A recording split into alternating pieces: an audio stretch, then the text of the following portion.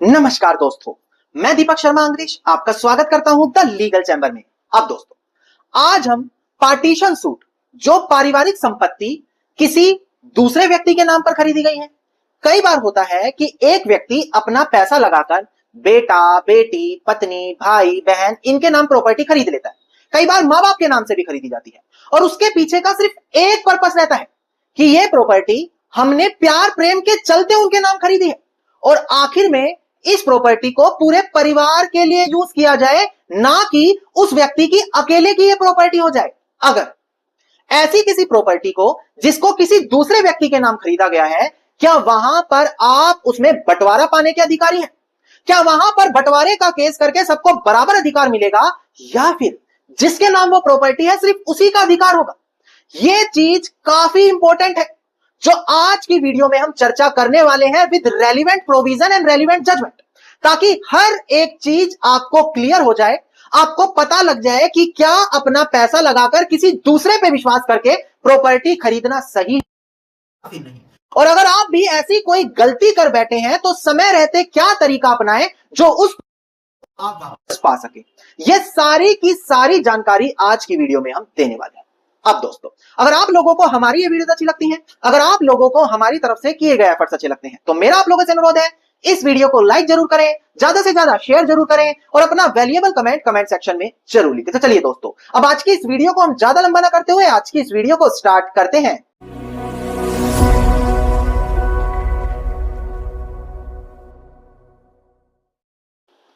अब दोस्तों, सबसे पहले वीडियो की स्टार्टिंग में एक काफी जरूरी जानकारी आप लोगों को दे दी जाए। देखिए, ऑनरेबल सुप्रीम कोर्ट सिर्फ यही जजमेंट नहीं, बल्कि फैमिली प्रॉपर्टी से रिलेटेड, पैतृक संपत्ति से रिलेटेड काफी सारी जजमेंट समय समय पर लाता रहता है, पर हर एक जजमेंट आपको यहां पर नहीं मिलती। और इसका समाधान मैं लेकर आ गया हूं वीआईपी व्हाट्सएप ग्रुप, जहां पर आप लोगों को रोजाना ऑनरेबल सुप्रीम कोर्ट की तरफ से जो भी जजमेंट दी जा रही है, जो लगभग सुप्रीम कोर्ट रोजाना 5 से 10 जजमेंट देता ही देता है, हर एक जजमेंट इस वीआईपी ग्रुप में मिलती है, जहां पर चाहे आप एक नॉर्मल इंसान हैं, वो भी इसके अंदर जुड़े हुए हैं, चाहे आप कोई एडवोकेट हैं, वो भी इसमें जुड़े हुए हैं। कारण, क्योंकि सबसे पहले हर एक जजमेंट को बड़ी आसानी से एक्सप्लेन किया जाता है सिंपल लैंग्वेज में, फिर उस जजमेंट की कॉपी यहां पर आपको मिलती है। अब आपको पता होगा, अगर लेटेस्ट जजमेंट आपको अपने मतलब की मिल गई तो केस जीतने से कोई रोक ही नहीं सकता। तो ये सारे बेनिफिट्स आपको इसी वीआईपी व्हाट्सएप ग्रुप में मिलते हैं, जहां पर मात्र 1000 रुपए शुरू में ज्वाइनिंग फीस देनी है और 1 साल तक ये सभी सर्विसेज बिल्कुल फ्री होगी। तो अभी वीडियो के डिस्क्रिप्शन में जाएं, वहां पर नंबर मिलेगा, उस पर कनेक्ट करके वीआईपी व्हाट्सएप ग्रुप जरूर ज्वाइन करें। अब हम बढ़ते हैं अपनी आज की इस वीडियो की ओर।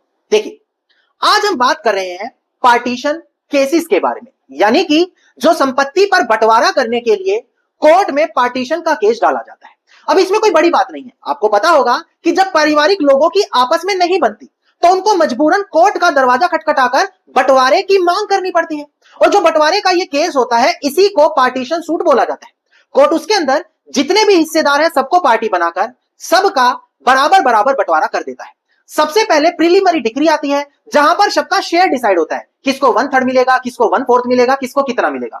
फिर इसमें फाइनल डिक्री होती है, जहां पर फिजिकली बंटवारा होता है। पहले सिर्फ शेयर डिसाइड हुए थे, अब फिजिकली जाकर उसमें बंटवारा होता है, वो एग्जीक्यूशन प्रोसेस में हो जाता है ना। ये होता है पूरा का पूरा पार्टीशन सूट। अब कई बार देखने को मिलता है, परिवार का कोई सदस्य प्यार प्रेम के चलते अपने भाई के नाम प्रॉपर्टी ले ली, बच्चे के नाम ले ली, पत्नी के नाम ले ली, भाई बहन, मतलब किसी पारिवारिक सदस्य के नाम ली। मैं बात नहीं कर रहा हूं किसी तीसरे इंसान की, परिवार का कोई भी सदस्य है, उसके नाम अगर आप प्रॉपर्टी खरीदते हैं तो प्यार प्रेम विश्वास के चलते खरीदते हैं कि कल को ये भाई मेरा आदर सम्मान करेगा, इस चीज को हमेशा याद रखेगा और हमारा जीवन खुशहाल रहेगा। पर अगर उसी प्रॉपर्टी को लेकर वो इंसान लालच दिखाने लग जाए, आप लोगों को मना कर दे कि ये तो मेरे नाम है, तुम्हारा कोई हिस्सा नहीं बनता, तो आप करेंगे क्या? एक आम व्यक्ति कोर्ट में जाकर दरवाजा खटखटाएगा, सेक्शन 34 स्पेसिफिक रिलीफ एक्ट 1961 के तहत डिक्लेरेशन ऑफ टाइटल सूट डालेगा और ये बोलेगा कि ये मेरी प्रॉपर्टी है, इसको मेरे नाम से क्लियर करो। अब बड़ी ध्यान से समझिए, एक काफी बड़ा कानून है बेनामी ट्रांजैक्शन प्रोहिबिशन एक्ट। ये वो एक्ट है जहां पर अगर कोई प्रॉपर्टी आपने अपना पैसा लगाकर किसी दूसरे व्यक्ति के नाम खरीदी है, तो ये एक्ट कहता है आप उस प्रॉपर्टी को वापस पाने के लिए कोई केस नहीं कर सकते, या फिर उस प्रॉपर्टी को वापस पाने के लिए केस के अंदर डिफेंस भी नहीं कर सकते। मतलब आपके दोनों हाथ काट दिए गए हैं इस एक्ट में। पर परेशान ना हो, एक एक्सेप्शन है, मतलब छूट दी गई है। अगर कोई कुपार्टनर है, कुपार्टनर कौन, भाई बहन जिनका हिस्सा होता है, कोई फिड्यूशियरी कैपेसिटी है जहां पर एक इंसान किसी ट्रस्टी वगैरह के नाम पर प्रॉपर्टी खरीदता है, या हस्बैंड वाइफ आ गए, तो ऐसे किसी भी केस को प्रोहिबिशन एक्ट में नहीं मानेंगे, यानी कि उस प्रॉपर्टी को बेनामी प्रॉपर्टी नहीं माना जाएगा। तो यह चीज आपको समझ में आ गई कि अगर परिवार में किसी सदस्य के नाम प्रॉपर्टी है तो उसको आप आज भी वापस पा सकते हो, वो बेनामी प्रॉपर्टी नहीं है। अगर परिवार के बाहर का कोई सदस्य है तो वहां पर उस प्रॉपर्टी को वापस पाना अब बहुत मुश्किल हो जाएगा। अब दोस्तों मान लेते हैं परिवार का कोई सदस्य है, उसी के नाम ये प्रॉपर्टी है, तो आपको क्या करना है, एक सेक्शन 34 में सबसे पहले डिक्लेरेशन ऑफ टाइटल सूट डालना है। आपको साबित करना है कि इस प्रॉपर्टी को खरीदने में मेरा पैसा लगा है। दूसरी चीज, अगर आप उसमें बंटवारा करवाना चाहते हैं तो पार्टीशन सूट करना है। जैसे कई बार देखने को मिलता है किसी के पिता ने अपना पैसा लगाकर सिर्फ एक बच्चे के नाम प्रॉपर्टी खरीदी, जबकि पैसा पिता का लगा है, तो बाकी बच्चे कहते हैं कि पिता का पैसा लगा है तो हमारा भी होना चाहिए, ना कि सिर्फ उसी भाई को मिले जिसके नाम प्रॉपर्टी है। तो वो पहले डिक्लेरेशन सूट करके ये साबित करेंगे कि हमारे पिता का पैसा है, फिर उसमें पार्टीशन की मांग करेंगे क्योंकि सभी का हक है, बंटवारा सभी में होगा। तीसरी चीज, उसमें परमानेंट इंजंक्शन मांगेंगे ताकि जिसका जो हिस्सा है वो उस पे परमानेंट स्टे कर ले। इस प्रकार से कोर्ट में केस आपको डालना पड़ता है। अब ऐसा ही एक ऑनरेबल सुप्रीम कोर्ट का हम केस लेकर आए, जहां पर एक व्यक्ति ने कोर्ट में केस करा। उसका कहना है कि देखो पैसा हमारा लगा है और ये फैमिली प्रॉपर्टी है, सभी लोगों में बंटनी चाहिए। और सामने वाली पार्टी का कहना है कि ये तो बेनामी प्रॉपर्टी है, और बेनामी ट्रांजैक्शन प्रोहिबिशन एक्ट कहता है कि ऐसी प्रॉपर्टी पर केस ही नहीं हो सकता, और उस केस को सीधा डिसमिस कराने की मांग करी। Order 7 rule 11 clause B. एक बार डिस्प्ले पर देखकर ध्यान दें। सबसे पहले ये केस टाइटल मैं आपको क्लियर करूं, देखिएगा दोस्तों डिस्प्ले पर। देखिए शेफाली गुप्ता जो यहां पर पिटिशनर है versus Shrimati Vidya Devi Gupta and other, इसका एसएलपी पिटिशन नंबर है सिविल 4673 ऑफ 2023 और 20 मई साल 2025 की हमारी ये जजमेंट है, यानी कि बिल्कुल लेटेस्ट जजमेंट आप लोगों के लिए हम लेकर। अब दोस्तों डिस्प्ले पर देखकर ध्यान दें कि आखिरकार इस जजमेंट के अंदर ऑनरेबल सुप्रीम कोर्ट ने क्या कहा।